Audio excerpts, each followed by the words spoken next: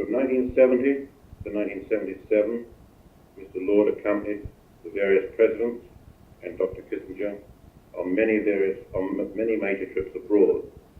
These included all the negotiations with the North Vietnamese in Paris and Hanoi, 9 trips to China, including which he attended the meetings with leaders of the People's Republic, including those with Chairman Mao, 6 trips to Moscow for meetings with the Soviet leaders, and trips to Africa, several trips to Europe, Japan, Middle East, and Southeast Asia. It's with great pleasure that I'd like to introduce a guest speaker tonight, who's going to speak to us on a somewhat challenging title. It says, American Foreign Policy, Reagan, Rhetoric, and Reality.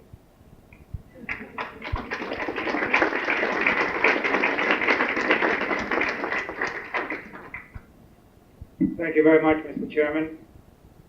It's a great pleasure to be here this evening, and I would like to begin by congratulating the Baltimore Council under the leadership of Frank Bird and the trustees of the Council for a really remarkable job that they've done in 1 year to give new leadership to the debate and study of foreign policy in this community.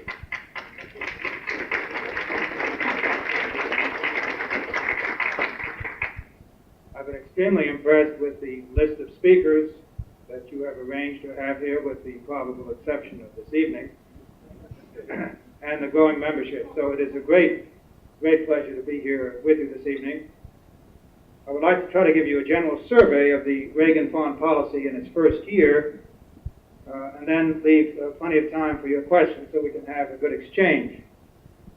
As indicated, my title is American Foreign Policy, Reagan, Rhetoric, and Reality. And I would maintain that in its first year, the foreign policy of the Reagan administration, like many of its predecessors in their first year, has moved from rhetoric toward reality. That in the transition from running for the Oval Office to the running of the Oval Office, there's been a general move from an ideological approach to a pragmatic one. Now, on the whole, this administration is ideologically compatible among its leading members and on its broad goals, which they maintain.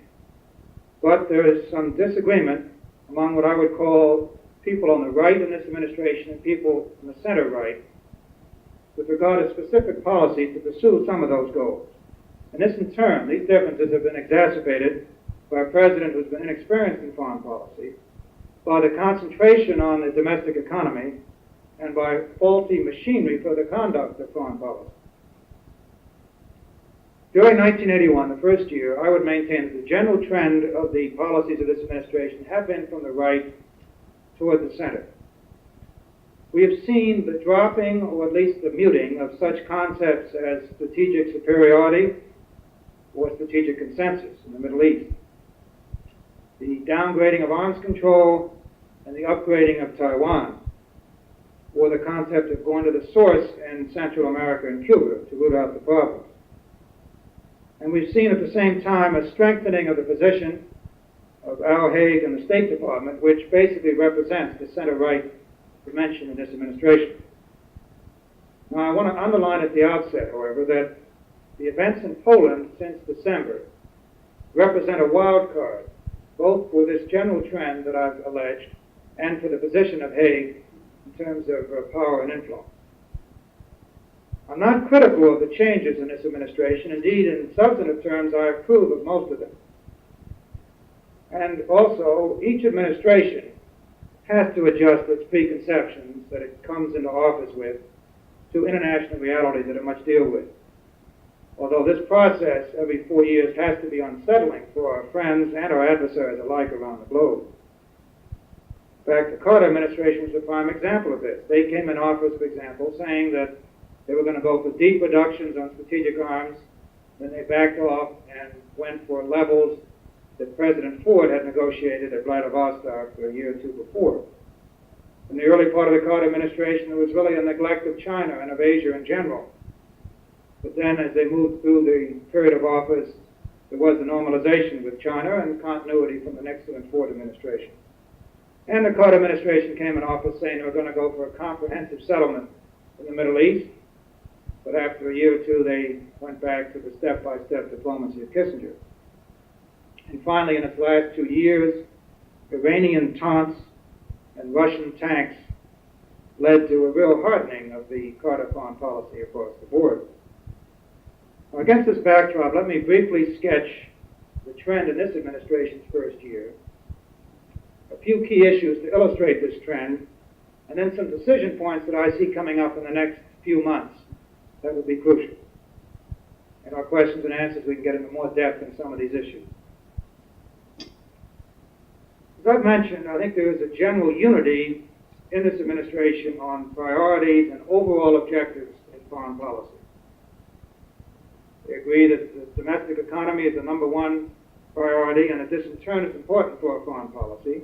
There's agreement that the defense budgets should go up markedly, that our allies in Europe and Japan should do more for security of the West, that we should generally be tougher on the Soviet Union and its proxies in the Third World, that in the Third World we should distinguish more clearly between our friends and our adversaries, and that globally there should be more emphasis on East-West issues, on the security dimensions of international affairs, on the use of arms sales, rather than the North-South emphasis of the previous administration, global objectives, and the emphasis on human rights.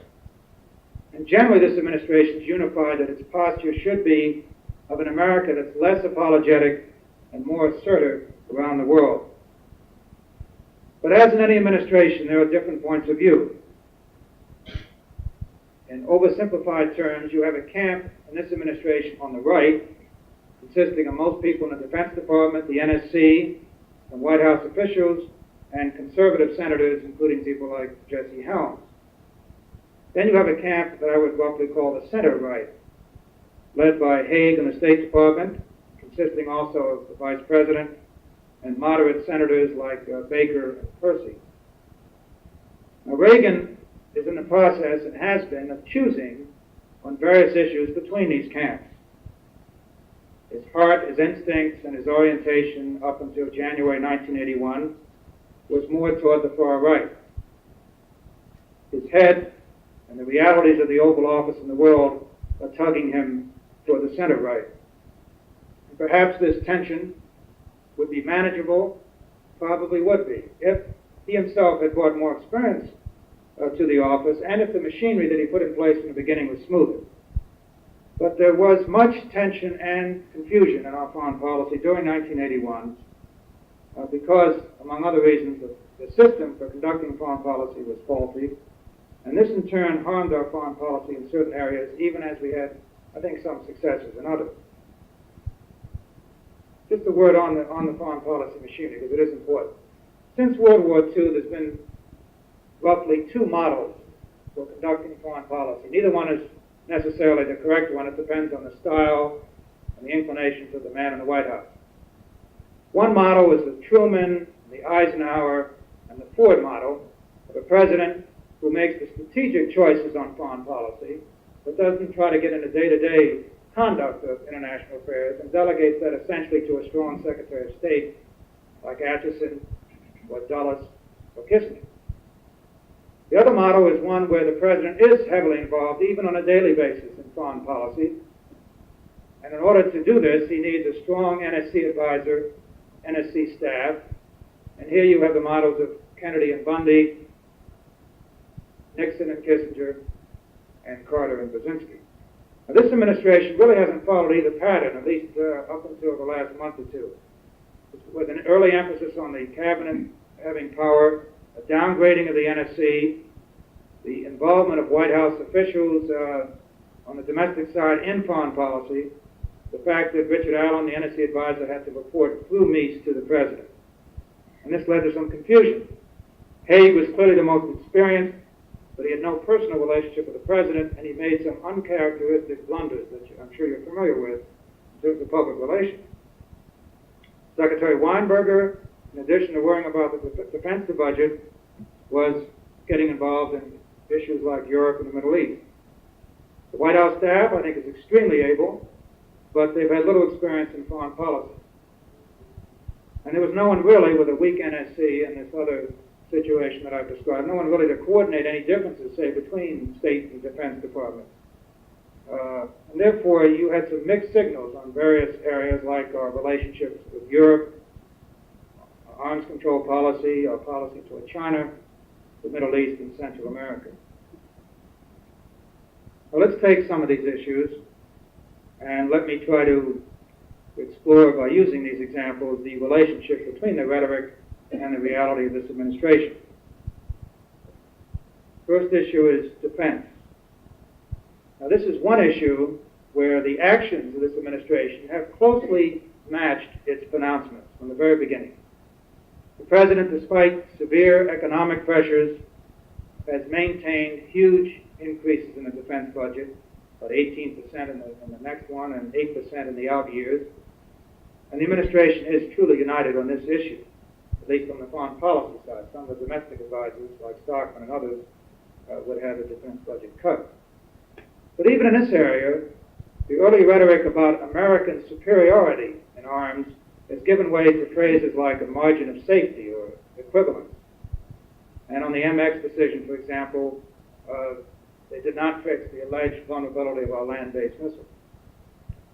And also, the President, with his tax policy, together with cuts in social programs and rising unemployment, may be creating conditions for attacks. In fact, that you can already see these on the defense budget, at least the increases.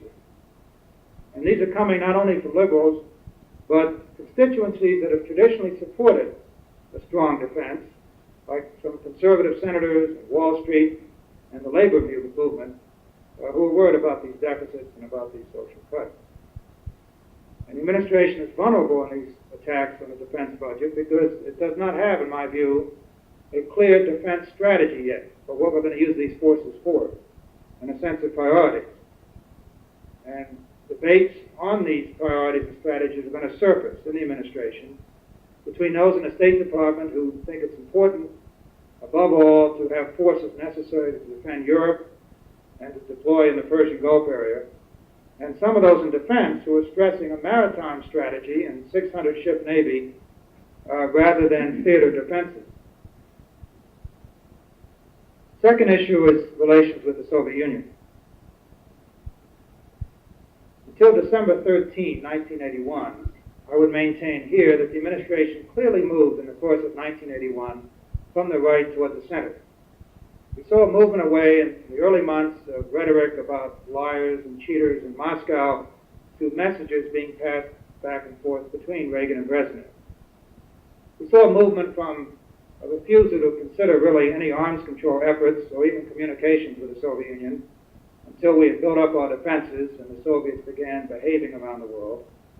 To, in the later months of 1981, the beginning of the talks on theater nuclear weapons in Europe with the Soviet Union, the beginning to carve out a possible scenario for strategic arms talks, Hague-Gromyko meetings, and even hints of a summit meeting.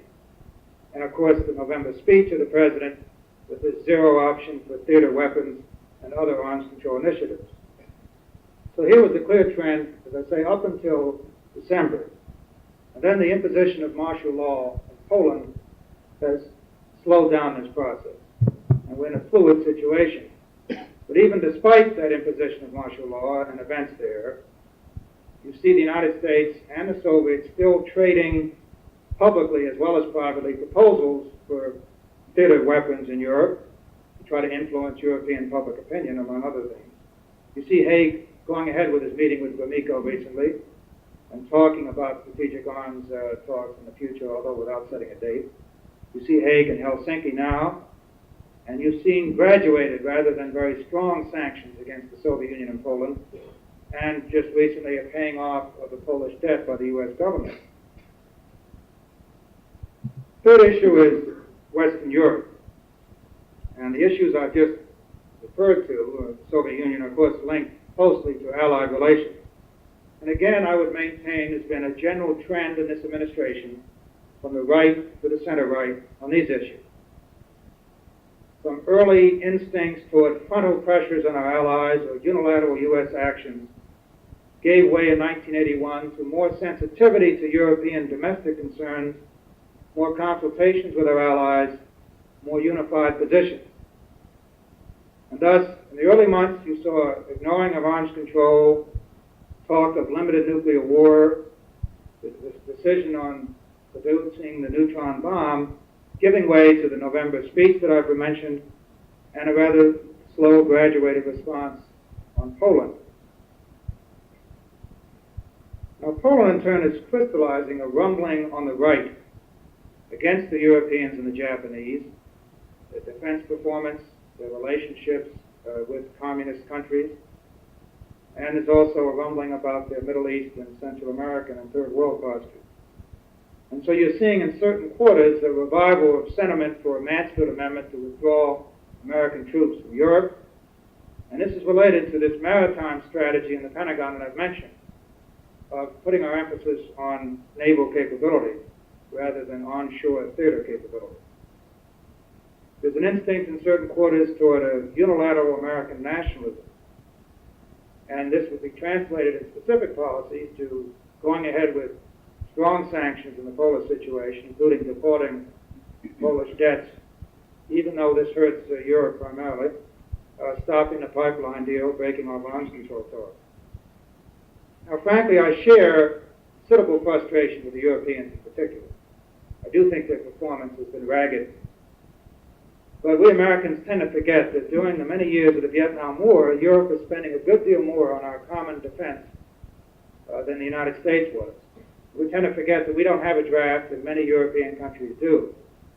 We tend to forget that grain with the Soviet Union represents 75% of our trade, and we lifted the grain embargo.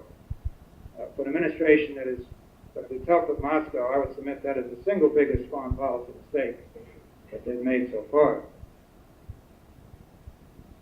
Fourth issue is relations with China.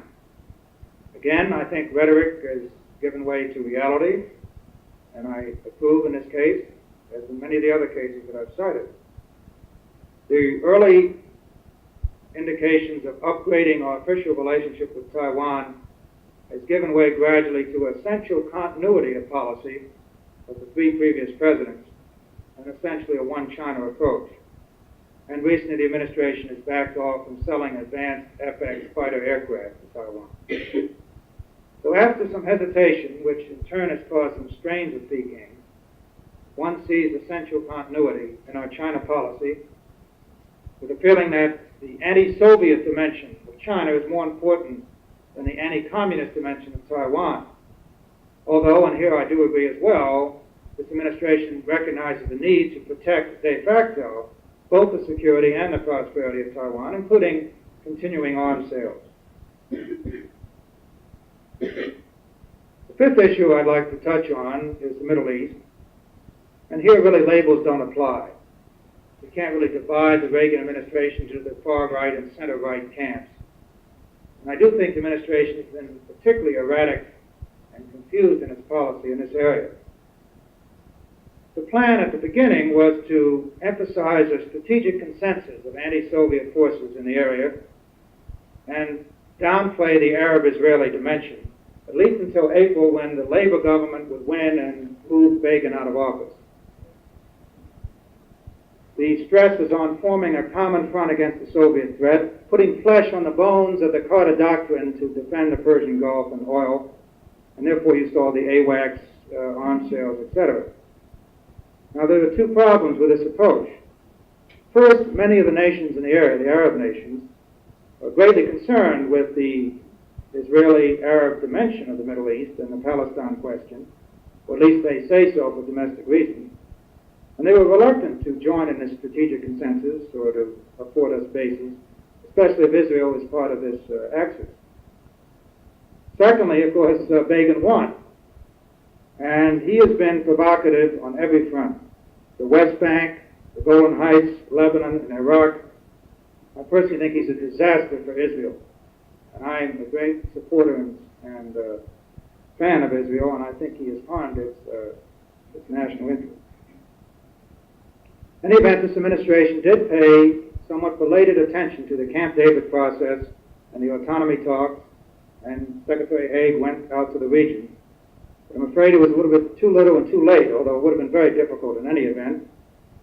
He was caught between the intransigence of Reagan, the fact that he lost a great leader in Sadat, and that Mubarak is interested in getting back into the Arab camp, is not going to stick his neck out on any kind of agreement that Israel could also agree to on the West Bank. He wants to get his territory back, and then I think you'll see at least some shift in his orientation. Next area is Southern Africa. Now, some on the far right of this administration or outside it on the Hill might have thought that the friendly tone, or the friendlier tone towards South Africa, this administration was an end in itself, to strengthen the relationships with an anti-communist power, one geographically important with many resources. But I think it's become increasingly clear that this friendly tone is a means to an end, and I approve of this, namely, led by the State Department and the center right, to try to reach a Namibia settlement and to get the Cubans out of Angola. Now, the jury is still out whether this approach will succeed, but I think the goal is clear, and it's a center-right goal, not a far-right goal. Next, an issue that's much in the headlines these days, Central America, which is heating up again. Now, in the early months, you saw very tough rhetoric from Hague as well as the far right on this issue, an emphasis on the outside of Cuban and Soviet dimensions, the need for a military solution and the interdiction of outside help. But you've seen a movement over the months of '81 toward an emphasis on elections, land reform, economic assistance, and the Caribbean Basin Development Plan. So again, I think this is a movement in this administration consistent with the overall trend of going toward the center on foreign policy. Now, of course, the guerrillas have been stepping up their attacks in El Salvador to discredit the elections and to play to the American media. And meanwhile, military supplies are piling up in both Cuba and Nicaragua. I'm frank to say that I think the Vietnam syndrome in this country is alive and kicking. Here you have a liberal Democrat in Rhetoric that we're backing. Clearly he has problems on the right and he hasn't solved them. But nevertheless, this man is left of center, if anything. He is trying to have free elections in his country. There will be many international observers to observe the fairness of these elections. 22 out of the 25 nations of this hemisphere in the OAS backed his approach of elections. And yet, we have seen a massive campaign to undermine his credibility and the U.S. policy in the newspapers and in the Congress. Now, I'm not an Arnold de Bourgrave disciple, but one does have to wonder why a liberal Democrat trying to have elections with the support of all the countries in this hemisphere except 3 has suddenly become so unpopular. These issues illustrate, I believe, as 1981 ended and as we move into 1982, this general trend that I've cited of the foreign policy moving toward the center from the right. There's been some delay in certain areas in doing so, and this has cost us in such areas as Europe, the Middle East, and China. But in any event, this movement has been reinforced by a change in the foreign policy machinery for coordinating our foreign policy. Dick Allen is out as NSC advisor. In his place is Mr. Clark, who is a good friend of Al Haig's, as well as others in the administration. The NSC is being strengthened. Clark will have direct access to the president. The number 2 and 3 men under Al Haig at the department are people close to him and career diplomats. Secretary Weinberger has his hands full with the defense budget, and you don't see him speaking out quite as much on foreign policy recently. I think Haig has been winning some issues. I think he's gaining confidence in himself and gaining the confidence of the president. And I think the prospect of a stronger NSC staff, ironically, could help Haig rather than challenge him. But if the turn of the year brought a consolidation of Haig and states' position in the foreign policy debates of this administration and a center-right trend in its substantive policy, so the turn of the year also brought the Polish wildcard that I've mentioned, which could affect both the substantive and bureaucratic political trends that I've suggested. On substance, for example, the tone in the last month and a half toward the Soviet Union, and I think correctly, has toughened in this administration, both publicly in the Hague-Miko talks and at Helsinki in the last couple of days. And there's been a slowing down of the trend toward arms control and communication, and an institution of some sanctions, scaling down of the Hague-Miko talks, and a postponement of any date for the beginning of START talks on strategic arms.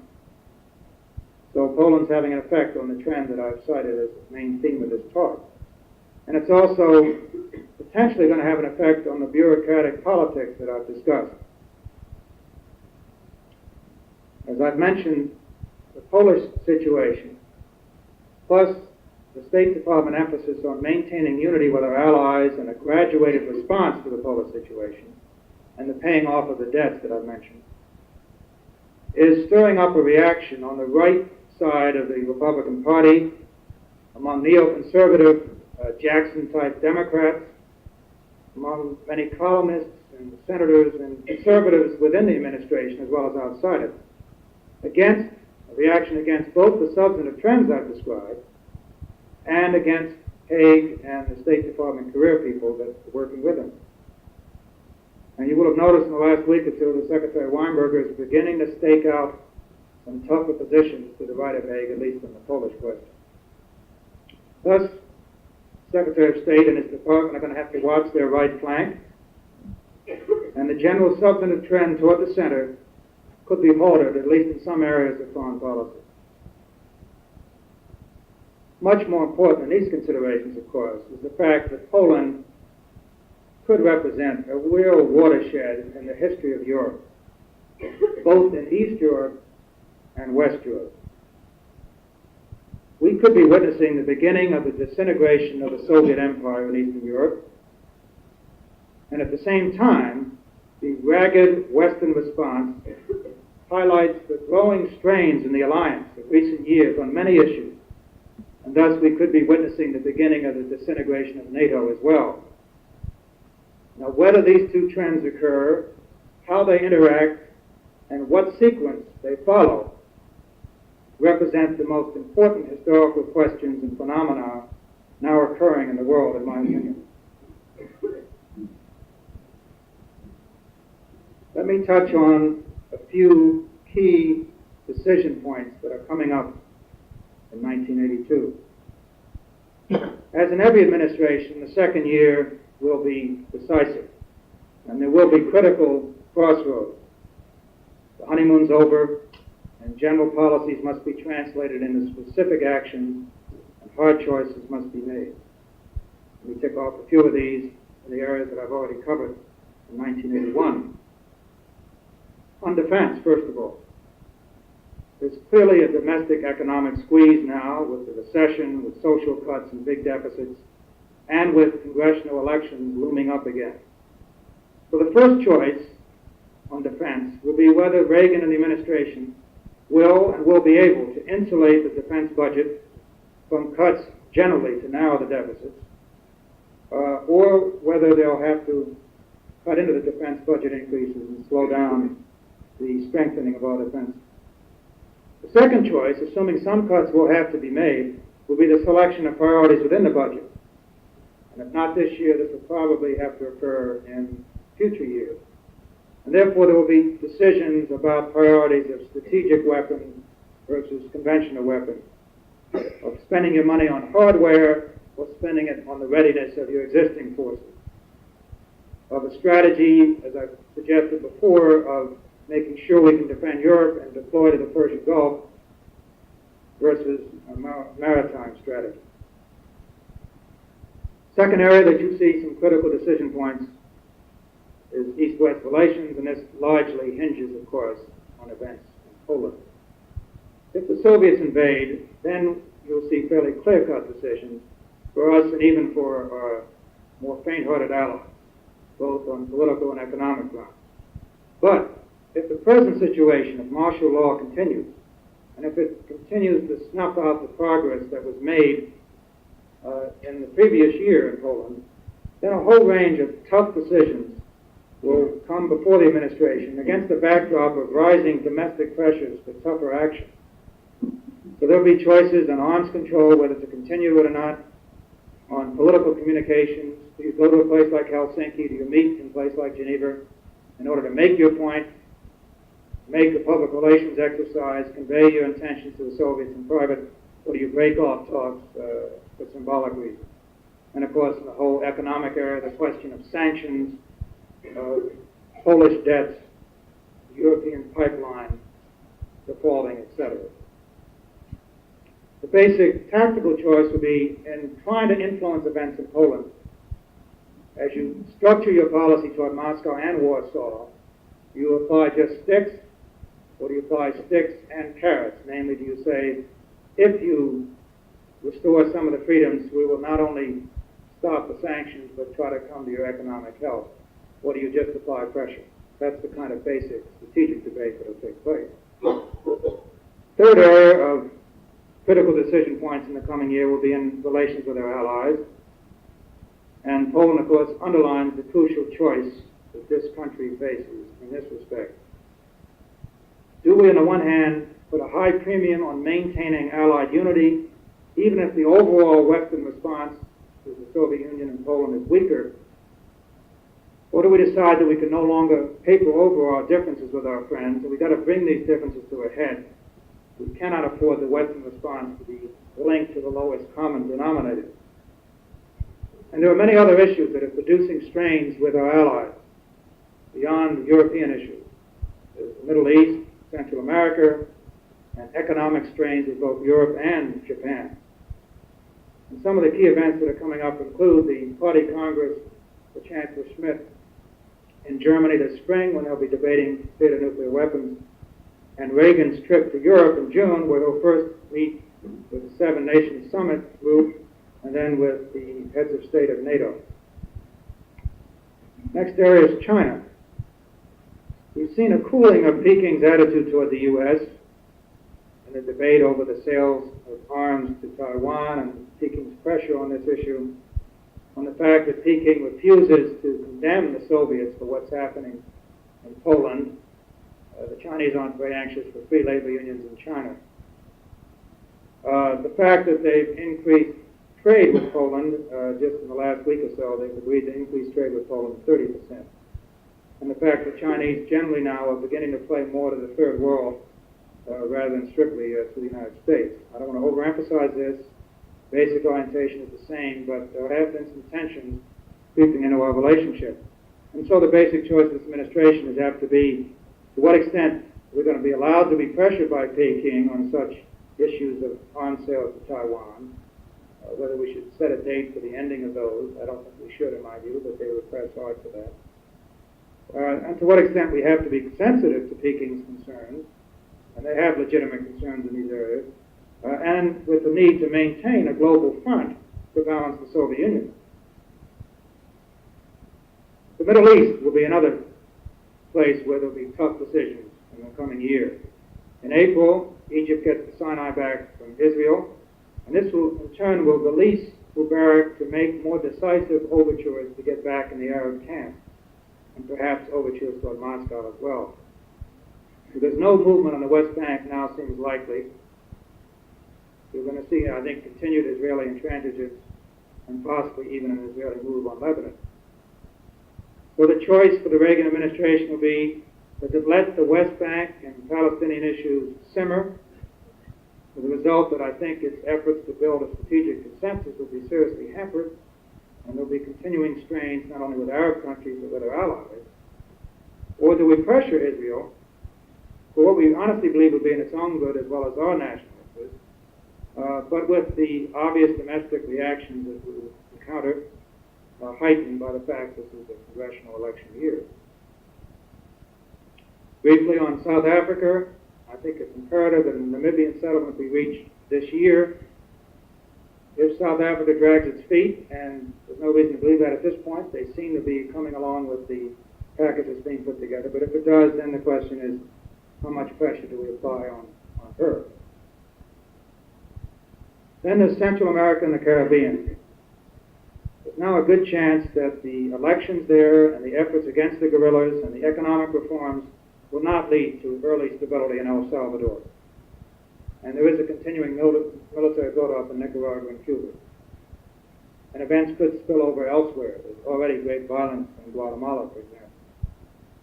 So the choice here will be, do we let the region slide toward extremism and Cuban influence, or do we get in deeper, despite our neighbors' sensitivity to American intervention and the still strong Vietnam syndrome in our own public opinion? Finally, the domestic economy will be crucial to all these issues, absolutely crucial. It's important for the general standing of the president at home and abroad. It will help determine, of course, the election outcome, which again will reinforce either his prestige and power or dilute it.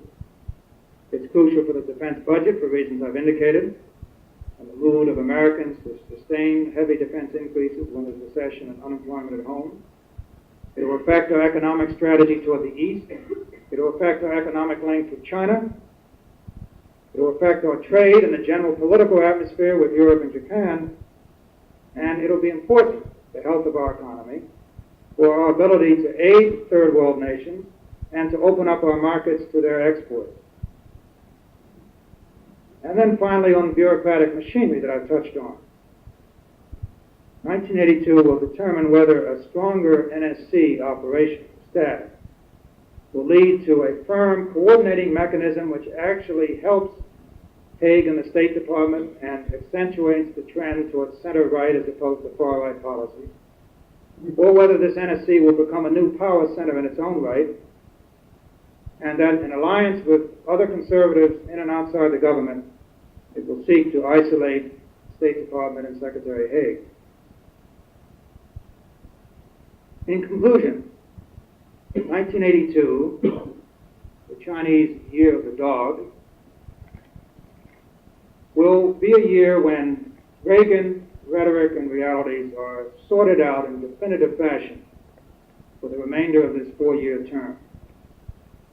And I believe these coming months will be crucial, not only for the success or failure of the Reagan administration's foreign policy, but also for the prospects for peace and progress in the world for the remainder of this decade. Thank you very much.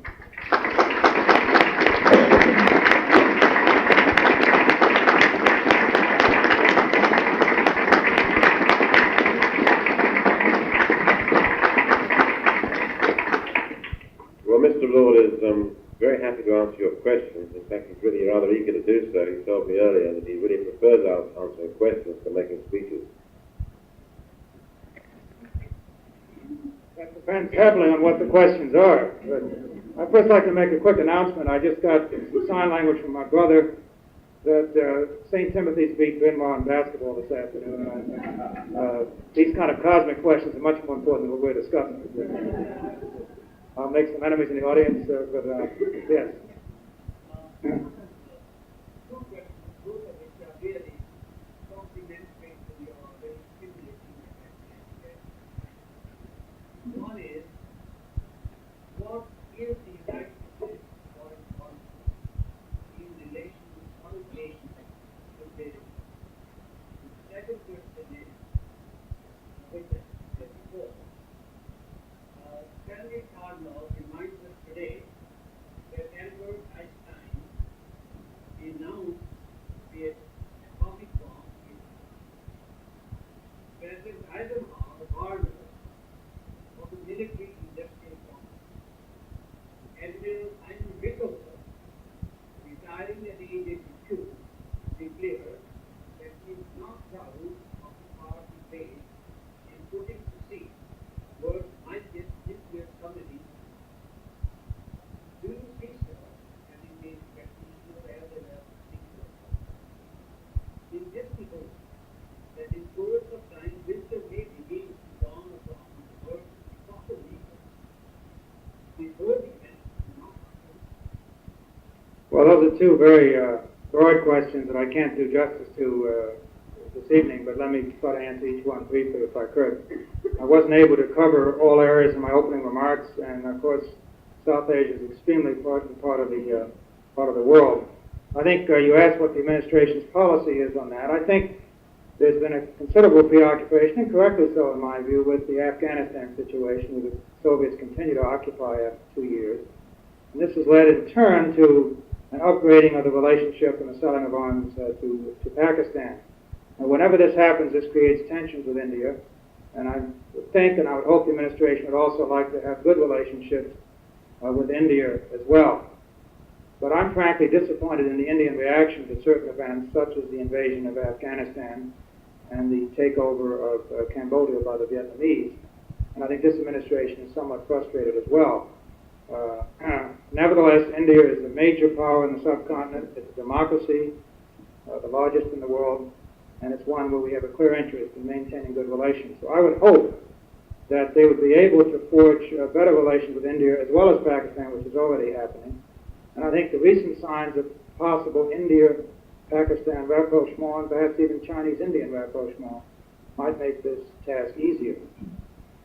On your other question, no one can really answer that. We can all hope that we can avoid nuclear war and the apocalypse.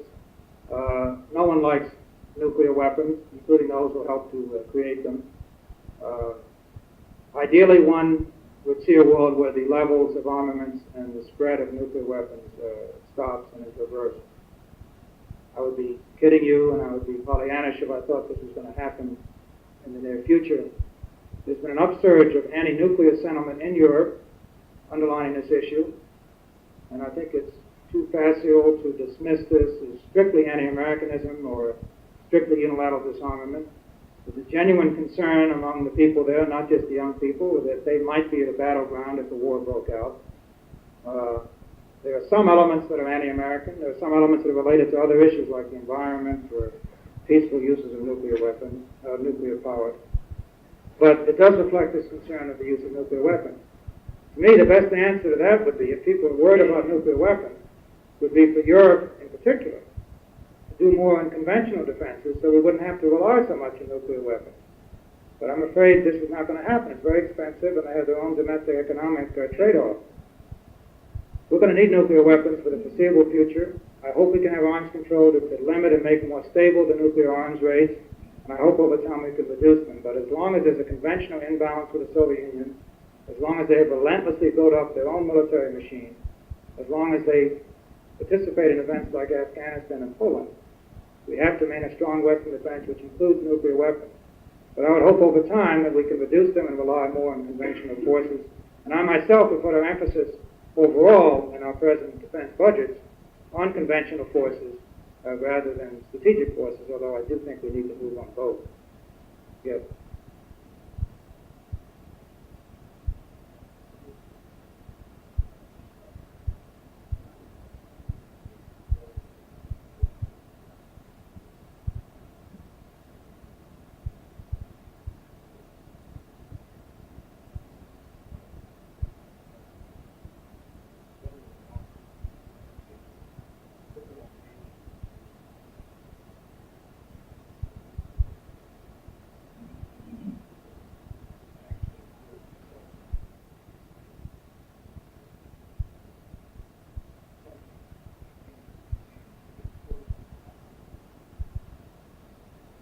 Well, the quick answer to the latter part of your question is that we could not have gotten the deal until we got it, namely in late 72 and early 73. Whenever lots of lives are lost, American and Vietnamese and others, over a 3 or 4 year period, you can't cavalierly say that eventual settlement, which then did collapse a couple of years later, was worth the cost. You can't say that easily. As someone who was intimately involved in every meeting, private and public, over the 4 year period, who shared the agonies of American statesmen as well as people in this process, I honestly believe our government, even though I may have disagreed at certain tactical points, made an honest effort to bring this war to a conclusion on honorable terms. It was a choice that many people preferred in 68 or 9 of just bugging out. And that's an honorable position. I think it would have undermined the United States as a world power, and I was opposed to that. I think it would have been a mistake, but reasonable men can hold that position. There are those who say we could have won the war by all-out efforts. I think that's doubtful given the nature of the war. The administration, after all, which came in 68 9 when I got involved and Kissinger got involved, inherited a situation of 550,000 American troops, a roving domestic situation. And we now see double standards with regard to our enemy because the Vietnamese treatment of South Vietnam and Cambodia and Laos is certainly very unfortunate, to say the least. But to answer your question, the approach of the administration from 69 right up to 73 was to try to separate out the military and political aspect, try to strengthen the South Vietnamese and gradually withdraw American troops so South Vietnam could conduct the war on its own, but that we wouldn't predetermine the political outcome by installing a coalition government or overthrowing an allied leader. We stuck to that. We made generous proposals in secret, well ahead of New York Times editorials, I might add, more generous than they were calling for it. We got continual intransigence from Hanoi. Until late, we made a proposal, to answer your question specifically, in May of 1970 that I helped to draft. It was very close to the final settlement. Military only, ceasefire, withdrawal of U.S. troops, and international observers, and leave the political future to the Vietnamese party to negotiate. So that we offered that within the first year of the administration. That was rejected. They finally agreed to that approach in the fall of 72 because they saw that Nixon was going to beat McGovern and they couldn't hold out for a better government from their standpoint in terms of terms in Paris. And they were worried what Nixon might do to them after he was reelected.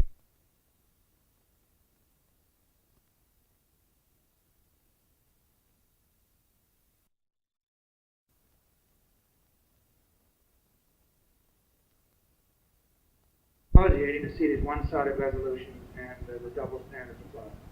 That's the bad side. Secondly, it can't accomplish a great deal unless the major powers are willing to give it the power to do so, and they aren't being able to do so. So therefore, its hopes on the political and security front have fallen short. So it does do some harm, this hypocrisy and these resolutions. Nevertheless, I think it's in our interest to stay in the UN. I think we ought to recognize that it does do some good things. Number one, there's a whole array of economic and social activities around the world, eradicating diseases, nutrition, helping young kids, and so on, development, that you never hear about in the papers, and that is doing very good work, in my opinion. Number two, there are some peacekeeping UN forces in the past and at present which are helping to maintain the peace. Number three, the General Assembly every fall provides an umbrella for many meetings to take place that ordinarily wouldn't take unless you had the excuse to get together. So that despite the frustrations and the anger we all feel with what goes on there, I think it's in our interest to stay there, to occasionally use it more aggressively in something like Afghanistan or even Poland than we have. To answer back, as Kirkpatrick has done on occasion, and others, when the rhetoric gets out of hand, and not just to lie supine in front of these onslaughts, but not pick up on marbles and leave. It's only costing the taxpayer a few dollars a year. And I maintain, despite its shortcomings, it's worth those few dollars. Yes.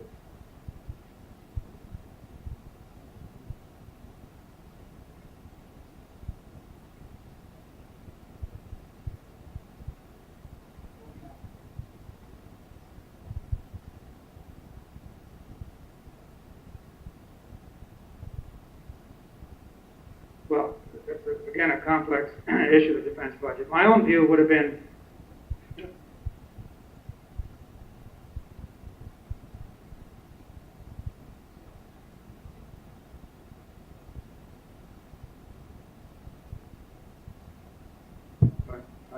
question is, how do we assess the relative strength of the U.S. and the Soviet Union, and secondly, priorities in the defense budget? On the first one,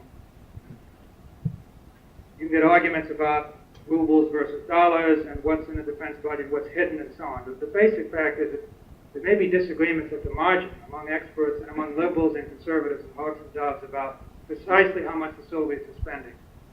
There is no disagreement among the most dovish analysts that the Soviets have been vastly outspending us, and the trends have been very clear. In the last 10 years, they spent 40% more, roughly, on defense than we had. You pay a price over a period of time when it's that big a gap. So I do think, I do believe, that there are very serious problems that have to be corrected. Now, having said that, number one, we got to keep in mind the Soviets are not 10 feet tall. Remember my lengthy answer before cataloging the various Soviet weaknesses. So let's keep that in mind. It's not panic. I mean, these guys have more problems than we do, and their only strength is military. So that's important. Number two, the domestic economy, as I said, to another question, is crucial about what general strength in the world and reputation, including the defense budget. Number three, my view is, as I've also suggested, that the conventional forces should get the top priority. I think the strategic nuclear balance is still roughly equal. And here I do think the Committee of Present Danger has exaggerated, although the trend has been clear. And I think the simplistic notion that so many weapons on both sides and that's enough, there's something to that notion. I mean, there is a redundancy. So I think for symbolic reasons and perceptual reasons, we have to do something on the strategic nuclear level. But I'd rather put most of my money on conventional forces, not only new hardware, but readiness and this unglamorous ammunition, stocks, logistic capability, airlift capability. And those would be my general priority. Finally, I would be strongly suspicious of this maritime strategy that I referred to. I believe in building up our Navy, but I'm not sure, but I am sure that we should not let this lead us to becoming an island nation, figuring we don't need any troops in Europe, or we don't need a rapid deployment force, that we can do everything with a 600-ship Navy. So I would be suspicious of that trend, and I would not put as much money in the Navy compared to the other forces that we maybe see happening in the next few years. But that's very broad brush of a very complicated question. We have time for, I guess, one more question.